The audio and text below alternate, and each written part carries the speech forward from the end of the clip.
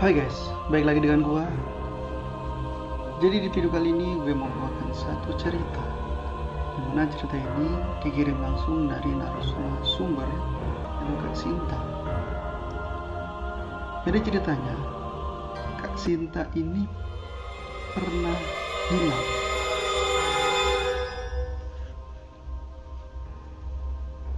Ketika dia berusia 6 tahun. Dia hilang saat bermain bersama teman-temannya ketika waktu itu menjelang maghrib. Jadi ceritanya, Sinta dan dua temannya bermain pasir tidak jauh dari rumahnya. Jadi ketika suara azan berkumandang, Sinta dan dua temannya ini tidak kunjung pulang ke rumah. Sampai orang tua dari temannya si Sinta ini datang memanggil. Ana, Bima, ayo pulang, sudah maghrib. Kemudian si Ana mengajak kakaknya Bima untuk pulang. Kak, ayo pulang, mama sudah manggil tuh. Dan kedua temannya Sinta ini pulang. Tinggal si Sinta nih, dia masih asik main. Dan di rumah, kedua orang tua Sinta ini bingung. Kok anaknya gak pulang? Kenapa kok Sinta belum pulang saat ini? Biasanya sebelum maghrib dia sudah pulang, tapi ini sampai habis maghrib kok belum pulang.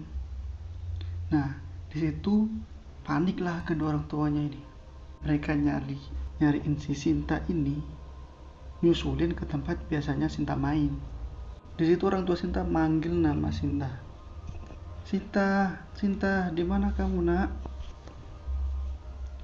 Tidak ada jawaban sama sekali. Sinta tidak ditemukan di situ. Kemudian kedua orang tua Sinta ini pergi ke rumah temannya si Sinta, yang Ana dan Bima tadi. Ternyata gak ada juga. Kata Bima, tadi Sinta masih main di sana, Om. Di situ orang tua Sinta ini makin panik. Akhirnya mereka minta bantuan warga. Setelah warga kumpul, langsung mereka cari rame-rame. Itu tetangga pada ikut semua nyari. Ada yang bawa kentongan, ada yang bawa panci. Pokoknya alat-alat dapur yang buat dipukul biar suasana bising ramai. Katanya kalau anak diculik wewe gombel atau jin harus memakai alat-alat atau benda untuk dipukul-pukul biar rame dan setannya tadi takut, guys. Banyak banget orang yang bilang dibawa gombel, sudah bolong, pokoknya yang mistis.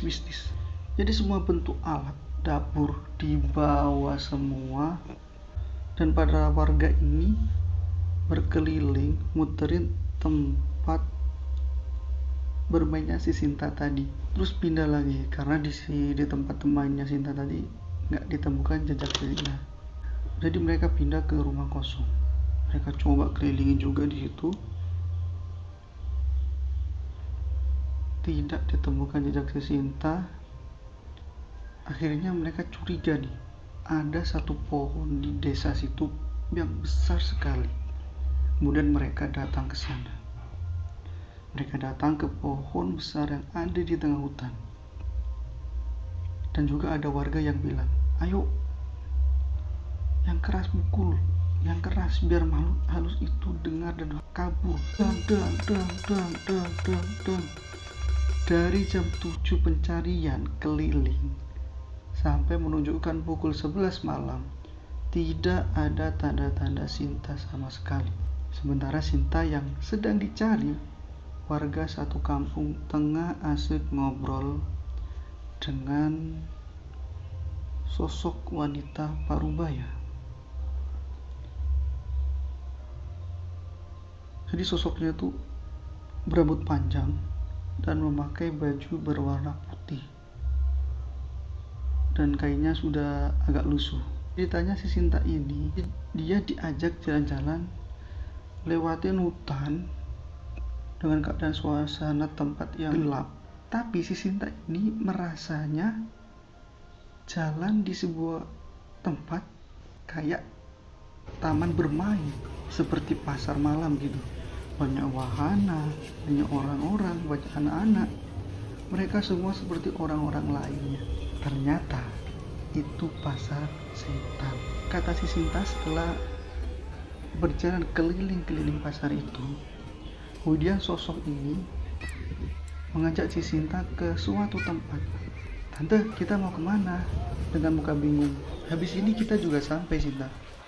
Tak lama setelah itu, mereka sampai di sebuah tempat seperti toko pakaian.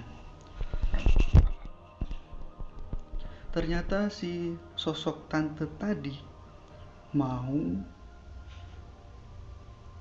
beliin baju buat si Sinta. Gak tahu gimana caranya, kalau di dunia alam gaib belinya kayak gimana gak tahu ya. Kata si tante, Sinta, ini baju buat kamu. Terima kasih tante, kata Sinta. Tante, ini udah malam, aku mau pulang. Ketika perjalanan pulang, Sinta ini ngerasanya kayak ya pulang aja gitu, pulang lewat jalan yang benar, kayak jalan lebar gitu. Ketika si Sinta tangannya dipegang, Sinta ini ngerasa tangannya si tante ini dingin banget, kayak genggam es batu. Tak lama setelah itu mereka sampai di kamarnya Sinta. Kemudian si sosok tadi pamit dan si Sinta langsung tidur. Namanya juga masih kecil kan, masih kecil, jadi belum tahu, masih polos, belum tahu itu apa, itu makhluk apa.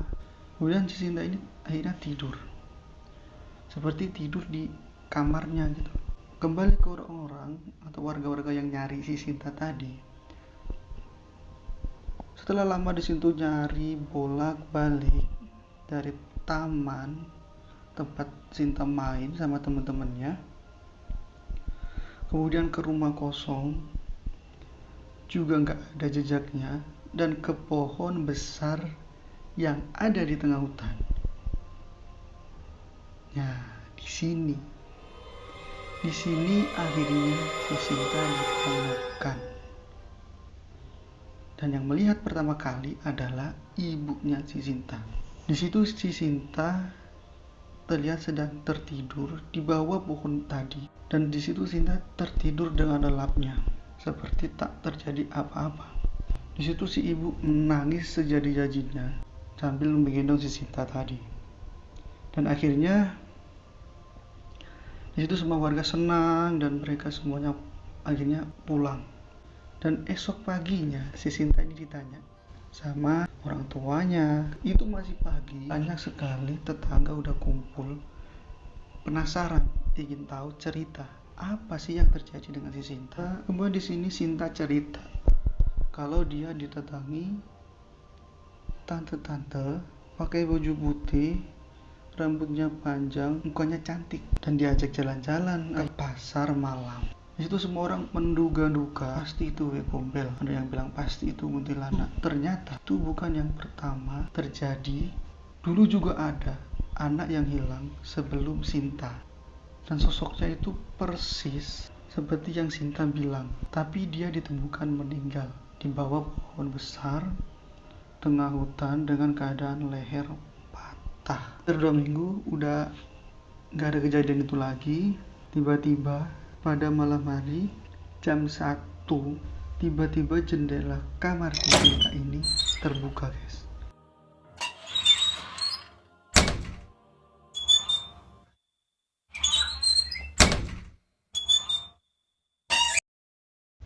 Dan akhirnya si Sinta ini terbangun. Ternyata sosok itu datang lagi dan mencoba mengajak Sinta untuk pergi jalan-jalan lagi. Tapi di sini Sinta menolak ajakannya. Sinta, ayo main, kata sosok tadi. Sinta, ayo main 2 kali. Terus Sinta jawab, tidak, aku tidak mau. Kamu setan. Kamu setan, kamu bukan manusia. Karena sebelumnya si ibu Sinta ini bilang pada Sinta, jika dia datang lagi, kamu tolak ya nak. Dia itu jin, dia itu setan, dia bukan manusia. bukan bagian dari kita. Kemudian di sini Sinta, pergi kamu, jangan ganggu, kamu bukan manusia. Seketika muka si sosok tadi berubah jadi menyeramkan, matanya berubah jadi merah, kemudian keluar darah dari mulutnya, dan darah itu menetes ke lantai. Kemudian si Sinta ini menjerit ketakutan, mama, tolong. Di situ orang tua Sinta langsung kaget. Kemudian ibunya bangunin si bapak. Kemudian mereka bangun, langsung naik ke lantai 2 kamar Sinta. Di sini rumah Sinta itu 2 lantai guys. 2 lantai, dan di atas itu kamar Sinta. Jadi Sinta dia tidur sendiri. Diajarin buat tidur sendiri. Mama tolong. Mereka langsung naik lantai 2 dan melihat sekelebat bayangan keluar dari jendela seperti terbang. Di sini ibu Sinta nangis sejadi-jadinya. Ternyata hal yang ditakutkan ibu si Sinta terjadi, dan di sini orang tua Sinta bergegas minta bantuan kepada warga dan berkata kepada warga jika si Sinta ini dibawa oleh sosok itu lagi. Di sini semua warga kompak untuk membantu orang tua Sinta. Kemudian warga dengan semua peralatan dapur di bawah, dan ada satu warga yang mengusulkan suruh panggil Pak Hamim. Jadi guys, Pak Hamim ini adalah ustadz di kampungnya itu. Tanpa pikir panjang, tanpa harus muter ke tempat permainan, mereka langsung menuju ke pohon besar yang ada di tengah hutan guys. Dan sambil memukul peralatan panci itu tadi.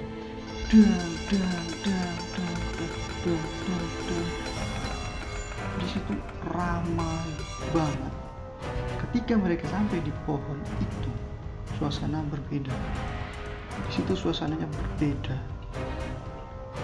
Itu angin tiba-tiba kencang, kayak mereka sudah disambut sama sosok itu guys. Tapi anehnya, angin kencang itu kayak di pohon itu aja, kayak cuma ada di sekitaran pohon itu saja, terus itu saja.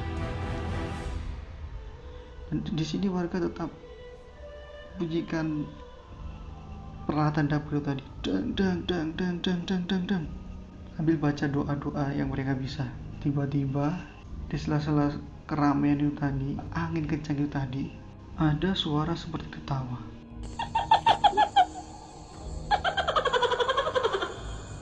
Di situ mereka panik, ada yang lari, ada yang tetap bunyikan alat-alat itu, dang, kembalikan Sinta. Ada warga yang bilang gitu, kembalikan Sinta, setan. Kemudian dibacakan lagi surat-surat pendek.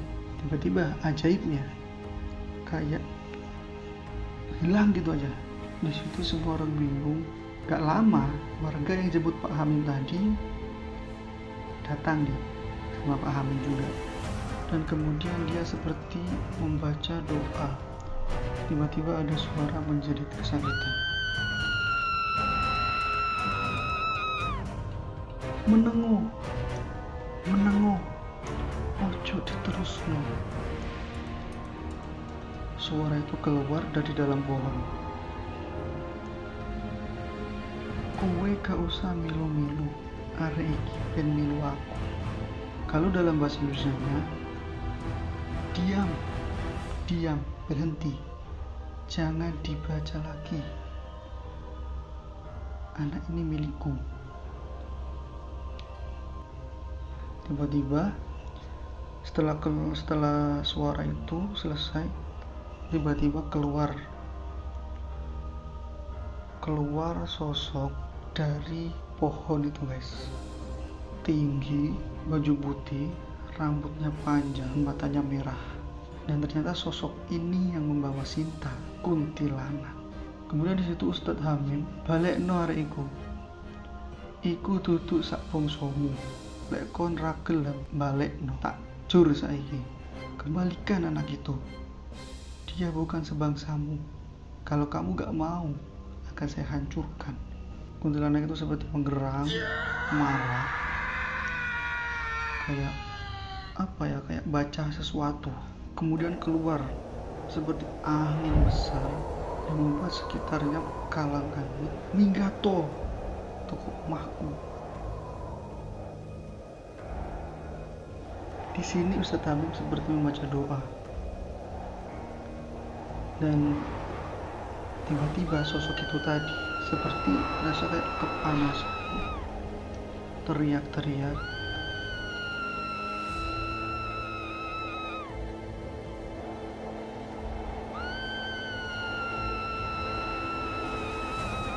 Dan tiba-tiba di pohon itu ada ledakan.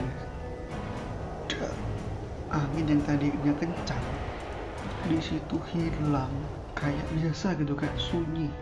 Dan sosok itu tadi juga hilang. Dan beberapa saat setelah ledakan itu tadi, dari balik pohon itu terdengar suara tangisan anak kecil. Ternyata itu Sinta, guys. Mama, Sinta takut.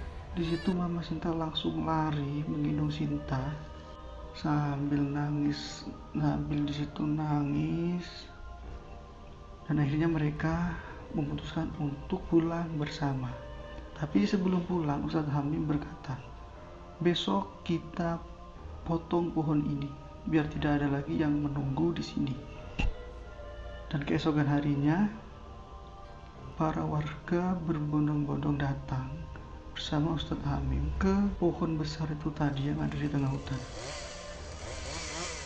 Akhirnya pohon tadi ditebang, dan semenjak itu tidak ada lagi kejadian anak-anak hilang. Itu sudah tidak ada lagi, aman, dan cerita selesai di situ, guys. Jika kalian suka video ini, jangan lupa like dan subscribe.